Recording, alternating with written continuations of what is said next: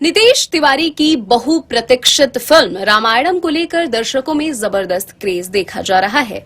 Film में रणवीर कपूर भगवान Ram, south superstar यश रावण, सनी देओल हनुमान और साई पल्लवी माता सीता की भूमिका में नजर आने वाले हैं। हालांकि फिल्म के भव्य सेट और स्टार कास्ट के बीच अब स्टार्स के लुक को लेकर चर्चाएं तेज हो गई हैं। 1987 में रामानंद सागर के कालजयी धारावाहिक रामायण में माता सीता का अमर किरदार निभाने वाली अभिनेत्री दीपिका चिखलिया ने नितेश तिवारी की इस नई फिल्म रामायणम में साई पल्लवी की कास्टिंग और उनके संभावित सीता लुक पर अपनी बेबाक राय रखी है।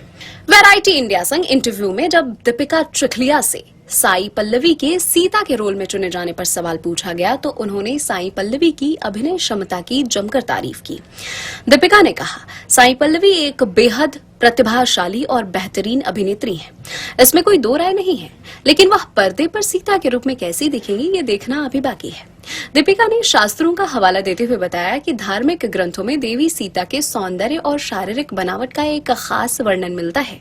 दीपिका चिखलिया ने गोस्वामी तुलसीदास द्वारा रचित रामचरितमानस का संदर्भ देते हुए कहा कि मूल ग्रंथों में माता सीता की शारीरिक लक्षणों के बारे में स्पष्ट रूप से लिखा गया है। दीपिका चिखलिया के अनुसार रामचरितमानस में सीता जी का बादामी आंखें, एक निश्चित कद काठी और विशिष्ट चेहरे के लक्षणों का वर्णन है। रामानंद सागर जी ने 1987 में जब मेरी कास्टिंग की थी तो उन्होंने इन शास्त्रीय विवरणों का बहुत बारीकी से ध्यान रखा था। इसके अलावा धार्मिक ग्रंथों में कहीं भी सीता जी के घुंघराले बालों का जिक्र नहीं मिलता है।